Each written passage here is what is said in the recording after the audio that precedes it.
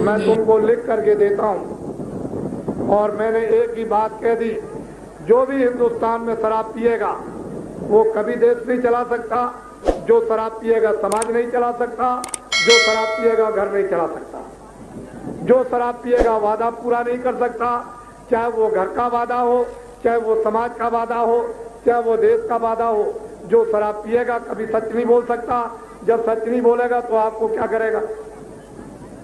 जो शराब पिएगा कभी न्याय नहीं कर सकता, जो शराब पिएगा वो हमारी गरीबी को क्या समझेगा, कभी नहीं।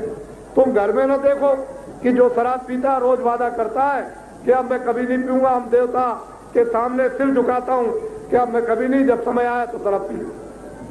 कितने बार झूठ बोलता, कितने बार धोखा देता है, घर की वस्तु बेच आता है, घर में गाली देता है, बच्चों को मारता है। जब घर की दशा शराब पीने वाले की तो देश की दशा क्या होगी।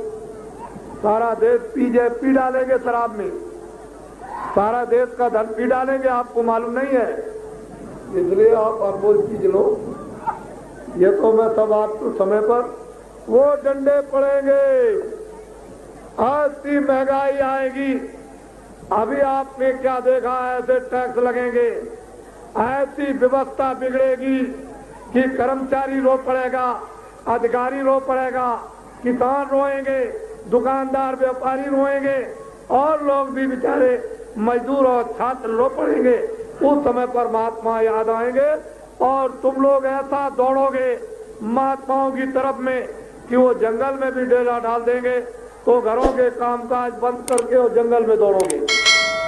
वो तो हमने आपको इस 48 दिन की यात्रा में दिखा दिया, लोगों को बोध करा दिया कि जंगल में पड़ाव डालता हूं, कितनी जनता आती है। आखिर कोई बात तो जरूर है। तो अनमोल चीज लीजिए, दिन में खेती, दुकान, दफ्तर का काम, शाम को बच्चों की सेवा। मुझे अपनी चारपाई पर लेटकर 15 मिनट के लिए मनस्वरूपी मंदिर में इस आत्मा को जगाने के लिए, आत्मा को शुद्ध करने के लिए, मन बुद्धि चित्त अंतःकरण और आत्मा को निर्मल साफ करने के लिए भजन में मुझे 15 मिनट लेटकर चारपाई पर समय दे दो।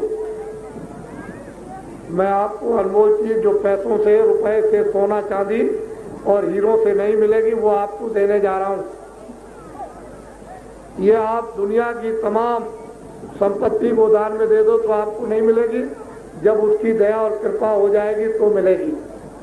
बिना उसकी कृपा के नहीं। तुम आज अपना भाग सराओ और प्रारब्ध को आज सबसे ऊंचा समझो कि मेरी ऐसी शुभ घड़ी पुण्य कर्म की आकर के जुड़ गई कि मुझे ये अनमोल आत्माओं का खजाना, अनमोल आत्माओं का भंडार ये आज ये मिलने जा रहा है। उसका सीधा रास्ता है, उसका सीधा नाम है, उसका सीधा भेद है, उसका सीधा दरवाजा है। न 12 बरस के बच्चे को कोई दुख और न बच्ची को कोई दुख, स्त्री पुरुष सभी कर सकते हैं। बहुत सीधा और आसान। और इस कलयुग में यही सीधा सच्चा रास्ता अपने घर में उस परमपिता परमात्मा के पास पहुंचने का। और अगर तुमने जीवन में उस परमात्मा के पास आत्मा को नहीं पहुंचा पाया तो मरने के बाद क्या मिलेगा आपको। सीधा इसको पहले जुगों में मंत्र, पहले जुगों में दीक्षा, पहले जुगों में गुरु मंत्र। वैसे अब जो कुछ भी आप समझे, लेकिन ये सच्चा नाम दान, ये सच्चा नाम का भेद, ये सच्चा नाम की जुक्ति, सच्चा नाम का मार्ग, ये सच्चा खजाना है। इसको आप लोग ले लो, यह चीज आपको कभी मिलेगी नहीं।